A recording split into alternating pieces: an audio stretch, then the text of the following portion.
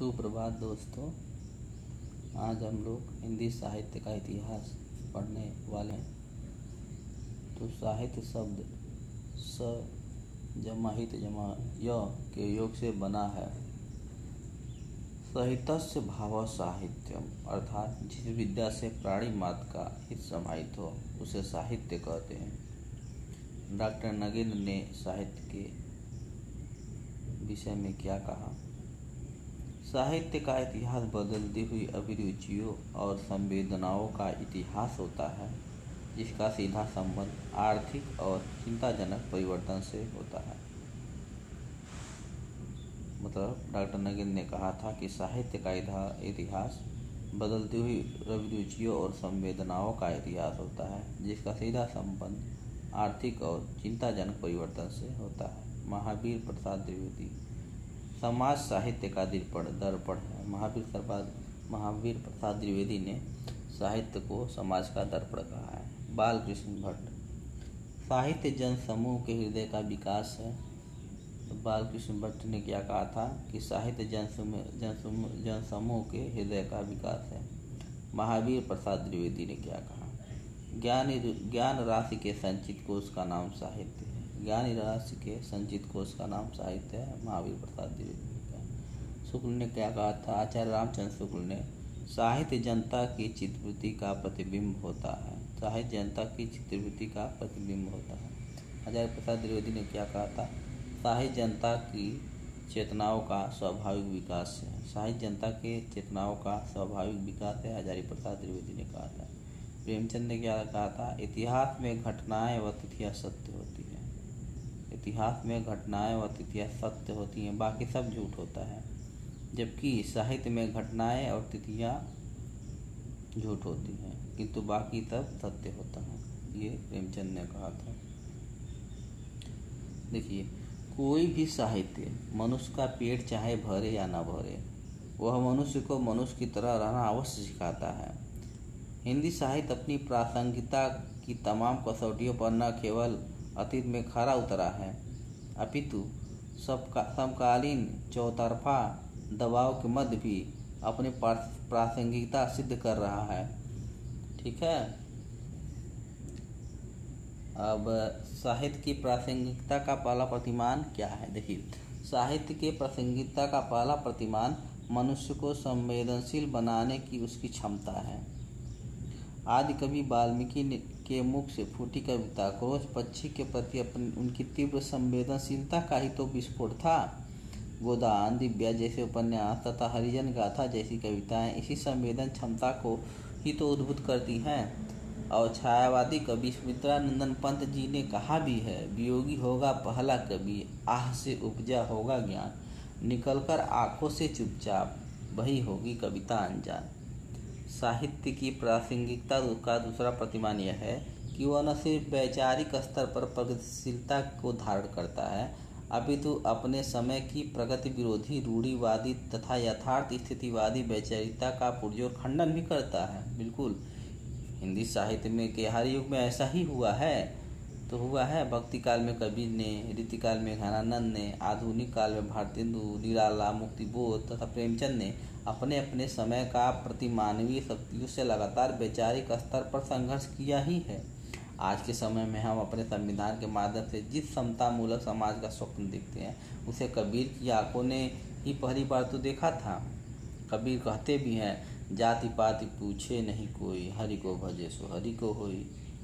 हिंदी कहत है राम हमारा, मुसलमान रहा माना, आपस में दो लड़त है मरम कोई नहीं जाना। ठीक। साहित्य की प्रासंगिकता की ये कसौटी यह भी है, या तीसरा प्रतिमान यह भी है कि वह समाज में वांछनीय परिवर्तनों के लिए सक्रिय रूप से सहायक हो पाता है, अपितु समाज के जीवन में सक्रिय हस्तक्षेप करता है। जहाँ जहाँ समाज कमजोर हो वहाँ पर साहित्य परिवर्तन का भी आह्वान करता है। साहित्य न सिर्फ सेवन की विसंगतियों का चित्रण करता बल्कि आदर्श समाज के निर्माण हेतु भी प्रतिमान भी उपलब्ध कराता है। जयशंकर प्रसाद ने कामायनी में लिखा भी है, औरों को हंसते देख मनु हंसो और सुख पाओ, अपने सुख को विस्तृत कर लो, सबको सुखी बनाओ। अब हम इतिहास को देखेंगे। इतिहास सब 3 शब्दों के योग से बना है। इति जमा ह जमा आस। इति का मतलब ऐसे ही, ह मतलब निश्चित ही, आस में घटित हुआ था। इसका शाब्दिक अर्थ हुआ है ऐसा निश्चित ही था या घटित हुआ, अर्थात इतिहास में कल्पना का कोई स्थान नहीं है, अर्थात यह निश्चित ही ऐसा ही हुआ था, घटित हुआ था। अब पाश्चात्य विद्वानों के अनुसार इतिहास की परिभाषा देखते हैं। पहले इतिहास है हीरोदोतस या हीरोडोटस। ठीक है, जन्म यूनान के हेलिकॉर्नेस नामक स्थान पर हुआ था। इनकी पुस्तक हिस्टोरिया है या हिस्टोरिका या द हिस्ट्रीज है। इनकी परिभाषा क्या है कि सत्य घटनाओं का क्रमबद्ध अध्ययन ही इतिहास है, और ये विश्व में इतिहास का जनक कहा जाता है और हिस्ट्री शब्द के प्रथम प्रयोक्ता हैं। इतिहास की व्याख्या भौतिकवादी दृष्टि से की है और इन्होंने इतिहास की खोज, गवेषणा एवं अनुसंधान के अर्थ में ग्रहण किया है। दूसरे पाश्चात्य विद्वान है तेन। इनका पूरा नाम हिप्पोलिट एडल्फ तेन है। इनका जन्म 1828 फ्रांस में और निधन 1893। इन्होंने परिभाषा में इतिहास के विषय में क्या कहा कि किसी जाति विशेष की वातावरण विशेष से प्रभावित एवं क्षण विशेष से निर्मित प्रवृत्तियों एवं घटनाओं का विश्लेषण क्या कहलाता है, इतिहास है। किसी भी साहित्य के इतिहास को समझने के लिए उससे संबंधित जातीय परंपराओं, राष्ट्रीय एवं सामाजिक वातावरण एवं सामयिक परिस्थितियों का अध्ययन ही आवश्यक होता है। और इनके तथ्य क्या है तीन के विषय में। तीन आधुनिक इतिहास के जनक है। विश्व में इतिहास के जनक कौन है, हेरोडोटस है, लेकिन आधुनिक इतिहास के जनक तीन है। इन्होंने इतिहास लेखन के अध्ययन में विधेयवादी पद्धति का समावेश किया, और विधेयवादी पद्धति का अर्थ है संदेह से परे। यह पद्धति इतिहास को समाज व साहित्य के अनिवार्य संबंधों के रूप में देखती है। इस पद्धति में जाति, वातावरण एवं क्षण का विशेष महत्व दिया जाता है। विधेयवादी का आगमन रोमांटिसिज्म के विरोध में हुआ था।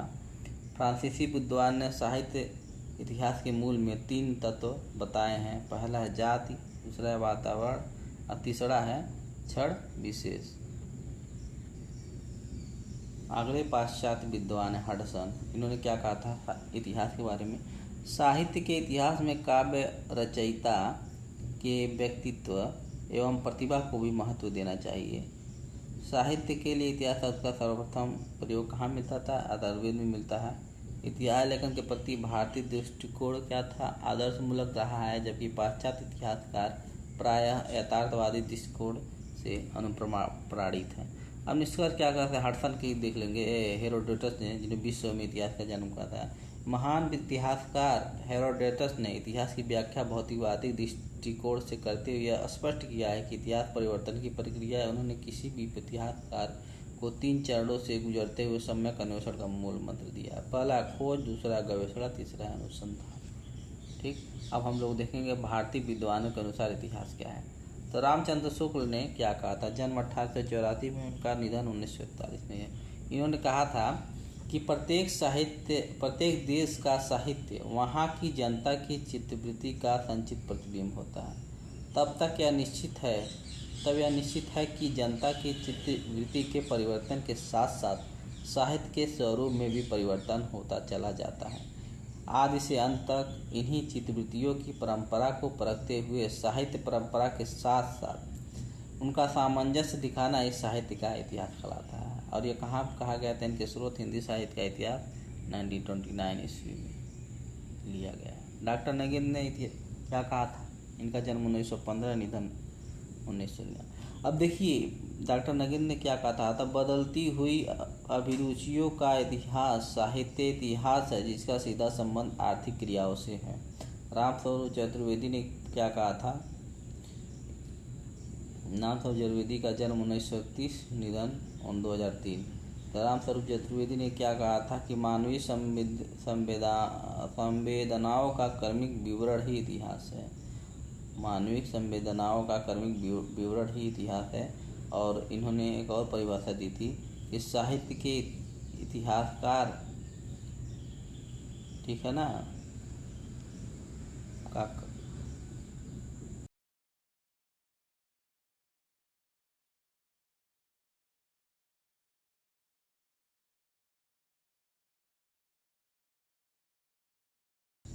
साहित्य के इतिहासकार का काम है कवि के कार्यों को साहित्य इतिहास की विकास प्रक्रिया में न्यायोचित दिखा सकना। ठीक, अब हम लोग देखेंगे इतिहास लेखन की पद्धतियाँ या प्रणालियाँ। तो इतिहास लेखन की में कई पद्धतियाँ हैं। इसमें पहला वर्णानुक्रम पद्धति, दूसरा है कालानुक्रम पद्धति, तीसरा है वैज्ञानिक पद्धति, चौथा है समाजशास्त्री पद्धति, विधेयवादी पद्धति और एक पद्धति और है आलोचनात्मक पद्धति। तो हम लोग देखेंगे वर्णानुक्रम पद्धति, वह पद्धति जिसमें रचनाओं का परिचय वर्णमाला के वर्णों के अनुक्रम में दिया जाता है, उसे वर्णानुक्रम पद्धति कहते हैं। जैसे क ख ग घ ऐसे नहीं आता है। यह अवैज्ञानिक एवं अमनोवैज्ञानिक पद्धति है। कौन? वर्णानुक्रम पद्धति।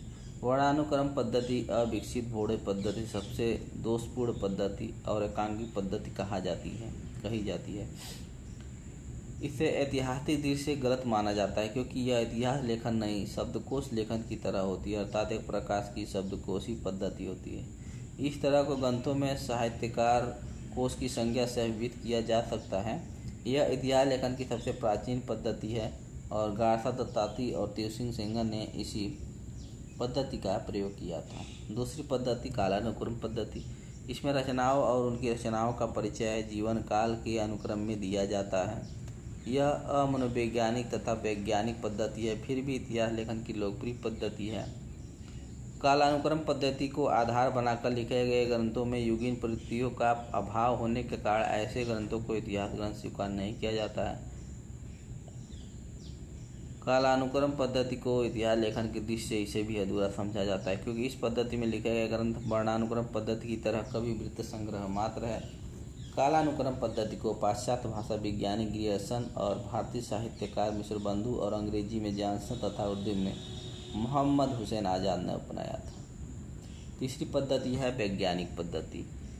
यह पद्धति जिसमें इतिहासकार तटस्थ रखकर तथ्यों को प्रस्तुत करता है उसे वैज्ञानिक पद्धति कहते हैं। वैज्ञानिक पद्धति का प्रयोग सर्वप्रथम गणपति चंद्रगुप्त ने किया और वैज्ञानिक पद्धति इतिहास लेखन सिर्फ तथ्य संकलन की ही नहीं बल्कि व्याख्या एवं विश्लेषण की भी मांग करता है। बिल्कुल, इतिहास जो लेखन है वो तथ्य संकलन की नहीं बल्कि व्याख्या एवं विश्लेषण की मांग करता है। इस पद्धति को इसीलिए अपरिपक्व माना गया था।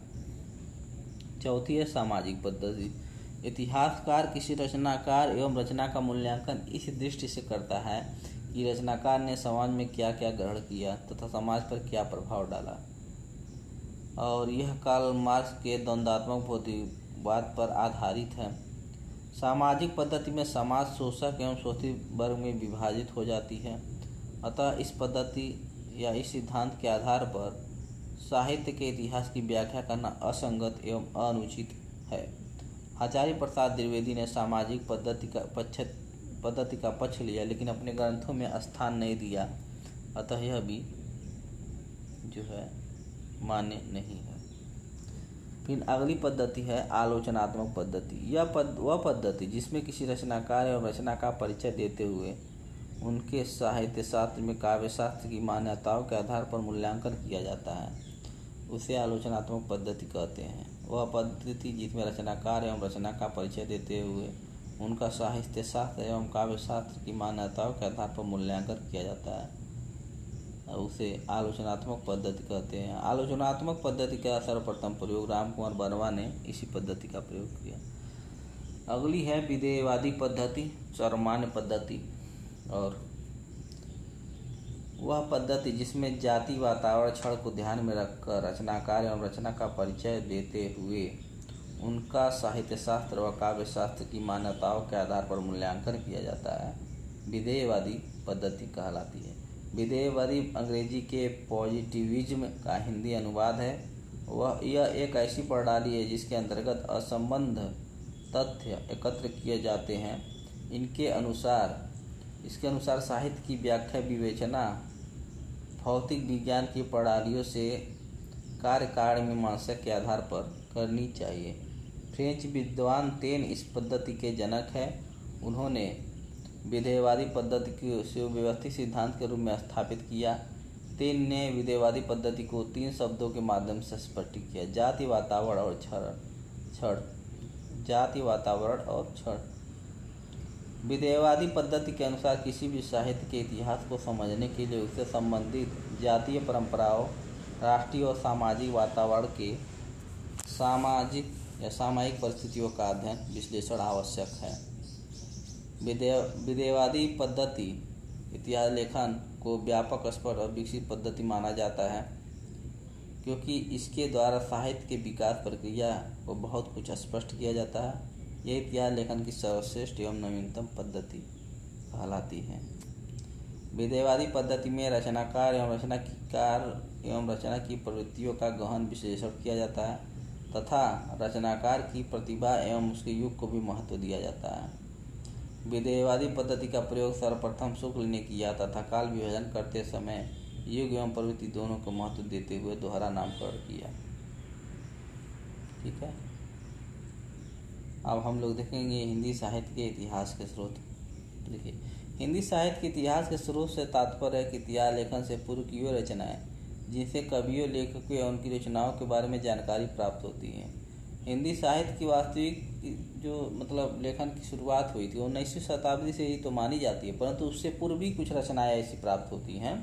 ऐसी उसके 19वीं शताब्दी से पूर्व भी कई ऐसी रचनाएं लिखी गई हैं जिनमें व्यवस्थित कालक्रम एवं विभिन्न प्रवृत्तियों के रेखांकन का तो पूर्णतः अभाव है। तथापि इन कृतियों में हिंदी साहित्य के इतिहास से संबंधित कुछ आधारभूत सामग्री मिल ही जाती है, जो कि आगे के इतिहासकारों के लिए मार्गदर्शन का काम करता है।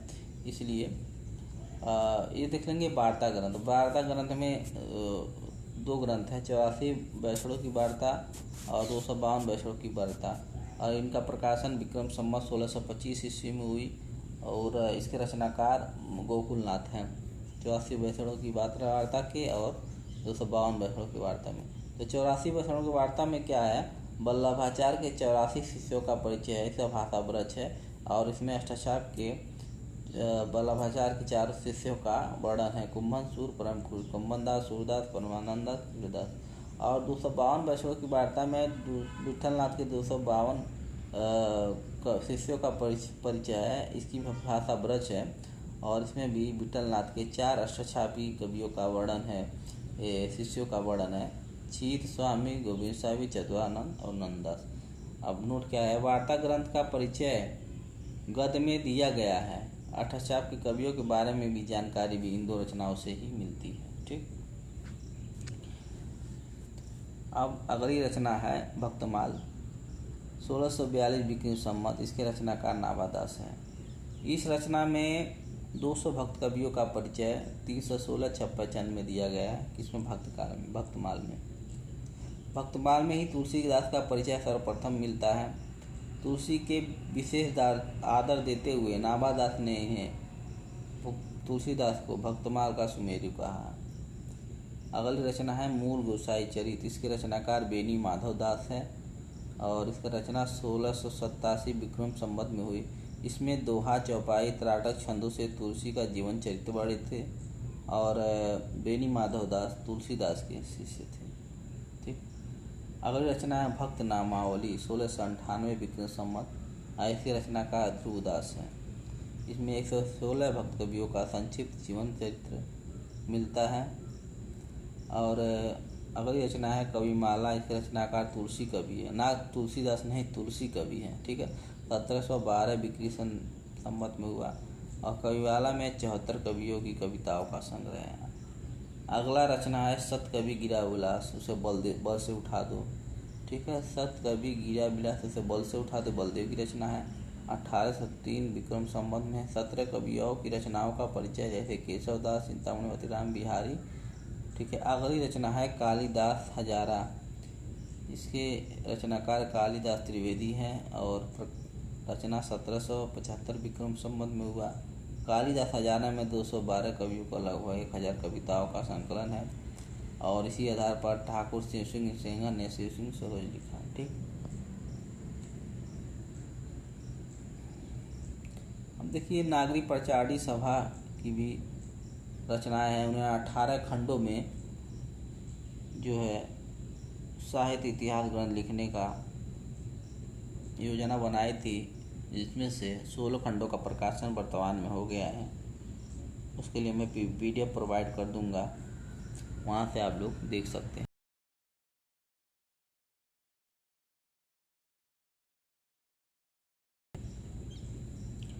इसके लिए आपको ग्रुप में ऐड होना पड़ेगा। और ग्रुप में ऐड होने के लिए आप लोग क्या कर सकते हैं, 5 सब्सक्राइबर बढ़वा कर इसी नंबर पर सेंड करिए, उसके बाद आप ग्रुप में ऐड कर लिया जाएगा और आप अपनी लोग भविष्य बना सकते हैं और ऐसे कंटेंट को पा सकते हैं जो आप पेड में भी नहीं पा सकते हैं।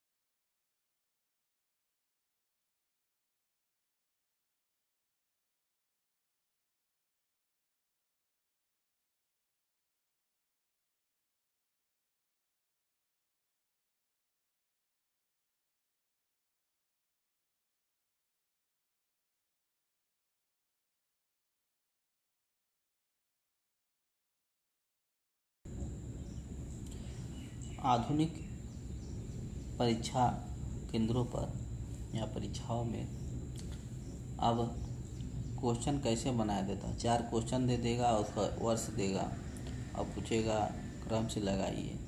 तो हिंदी साहित्य इतिहास संबंधी प्रमुख ग्रंथ एवं ग्रंथकारों का क्रमानुसार वर्णन मैं इसमें आपको दे रहा हूँ। देखिए, पहली रचना इस्तवार द लिटरेचर हिंदुस्तानी, इसकी रचना 1839 में गारसा दत्तासी ने की। अभी मैं इसको डिटेल में पढ़ा दूंगा। फिर दूसरी रचना है तज़किरा ई शुअरा ई हिंदी या तबका ससुअरा 1848, इसके ग्रंथकार मौलवी करीमुद्दीन है। तीसरा साहित्य इतिहास ग्रंथ है भाषा काव्य संग्रह 1873, ठीक, इसके ग्रंथकार महेंद्र शुक्ल हैं।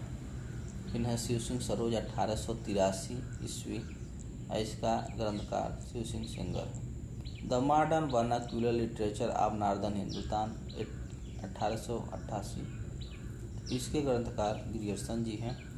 और हिंदी गोविंद रत्नमाला 2 भाग, पहला भाग 1909, दूसरा 1914, इसके ग्रंथकार श्याम सुंदर दास जी हैं। फिर अगली साहित्य इतिहास ग्रंथ है मिश्र बंधु विनोद 1913 में, इसके ग्रंथकार मिश्र बंधु हैं। Sketch of Hindi literature 1917 Edwin Greaves की है। History of Hindi literature 1920 FEK की है। हिंदी साहित्य विमर्श 1923 पद्मलाल पुन्नालाल बख्शी की है। ब्रज माधुरी सार 1923 वियोगी हरि की है। हिंदी भाषा का विकास 1924 श्याम सुंदर दास जी की है। सुकवि सरोज 1927 गौरीशंकर द्विवेदी की है। कविता कौमुदी 1928 राम नरेश त्रिपाठी की है। हिंदी साहित्य का इतिहास 1929 रामचंद्र शुक्ल का है। हिंदी भाषा और साहित्य 1930 श्याम सुंदर दास का है। हिंदी साहित्य का विवेचनात्मक इतिहास सूर्यकांत शास्त्री का है। हिंदी साहित्य का इतिहास 1931 रमाशंकर शुक्ल रसाल का है। हिंदी भाषा और उसके साहित्य का विकास 1931 अयोध्या सिंह उपाध्याय हरिऔध का है। हिंदी साहित्य का संक्षिप्त इतिहास 1931 नंद दुलारी वाजपेयी इसके संकलन करता है, लेकिन इसके मूल लेखक श्याम सुंदर दास जी हैं। हिंदी साहित्य का इतिहास 1932 ब्रजरत्न दास जी हैं। तो देखिए, हिंदी साहित्य का इतिहास अगर 1929 पूछे तो रामचंद्र शुक्ल, हिंदी साहित्य का इतिहास 1931 पूछे तो रमाशंकर शुक्ल रसाल, और हिंदी साहित्य का इतिहास 1932 पूछे तो ब्रजरत्न दास। हिंदी साहित्य 1933 डॉक्टर धीरेन्द्र वर्मा की है। और आधुनिक हिंदी साहित्य का इतिहास 1934 इसके ग्रंथकार हैं कृष्ण शंकर शुक्ल हैं। आधुनिक हिंदी साहित्य इतिहास 1934। साहित्य की झांकी 1936 गौरी शंकर सत्येंद्र की है। पुरातत्व निबंधावली 1939 राहुल सांकृत्यायन की है। हिंदी साहित्य का सुबोध इतिहास 1937 गुलाब राय का है। हिंदी साहित्य का संक्षिप्त इतिहास 1938 गोपाल लाल खन्ना की है। हिंदी साहित्य का आलोचनात्मक इतिहास इम्पॉर्टेंट है। हिंदी साहित्य का आलोचनात्मक इतिहास 1938 रामकुमार वर्मा की है। राजस्थानी साहित्य की रूपरेखा 1939 मोतीलाल मेनारिया की है। मॉडर्न हिंदी लिटरेचर इंद्रनाथ मदान की है 1939 में। हिंदी साहित्य की भूमिका 1940 हजारी प्रसाद द्विवेदी। खड़ी बोली हिंदी साहित्य का इतिहास 1941 ब्रजेंद्र दास। आधुनिक हिंदी साहित्य 1941 लक्ष्मी सागर वार्ष्णेय का। आधुनिक हिंदी साहित्य का विकास 1942 कृष्णलाल का है। ठीक है, आधुनिक हिंदी साहित्य का विकास 1942 कृष्णलाल का है। हिंदी साहित्य 20वीं शताब्दी 1942 नंदुलारे वाजपेयी का है। हिंदी काव्यधारा 1944 राहुल सांकृत्यायन का। हिंदी वीर काव्य 1945 टीकम सिंह तोमर का है। रीति काव्य की भूमिका डॉक्टर नगेंद्र की है 1949 में। आधुनिक हिंदी साहित्य 1950 नंदुलारे वाजपेयी का है। आधुनिक हिंदी साहित्य किसका है? नंदुलारे वाजपेयी का है। उत्तरी भारत की संत परंपरा 1951 परशुराम चतुर्वेदी का है। हिंदी साहित्य का आदिकाल 1952 और हिंदी साहित्य उद्भव और विकास 1952, ये दोनों हजारी प्रसाद द्विवेदी का है। हिंदी साहित्य का अतीत 1960 विश्वनाथ प्रसाद मिश्र का है। साहित्य का इतिहास दर्शन नलिन विलोचन शर्मा का है। हिंदी साहित्य का बृहद इतिहास नागरी प्रचारी सभा का है। हिंदी साहित्य का वैज्ञानिक इतिहास गणपति चंद्रगुप्त का है। हिंदी साहित्य का इतिहास 1973 डॉक्टर नगेंद्र और हरदयाल का है। हिंदी साहित्य का इतिहास 1973, ठीक है ना, डॉक्टर नगेंद्र और डॉक्टर हरदयाल का है। और उसके पहले क्या पढ़ा है? वैज्ञानिक इतिहास। हिंदी साहित्य का वैज्ञानिक इतिहास 1965 गणपति चंद्रगुप्त के।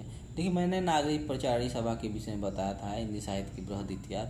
इसमें 18 खंडों में बात की गई थी पर लेकिन वर्तमान में 16 भाग हुए थे 1961 में।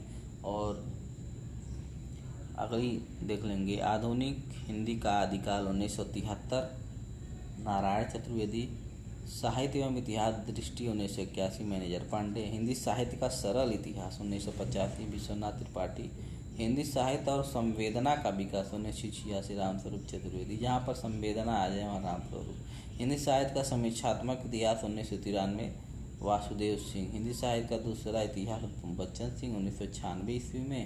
और हिंदी साहित्य का आधा इतिहास 2003 सुमन राजे का। हिंदी साहित्य का मौखिक इतिहास 2004 में नीलाप का। और हिंदी साहित्य का विवेचनात्मक इतिहास 2018 में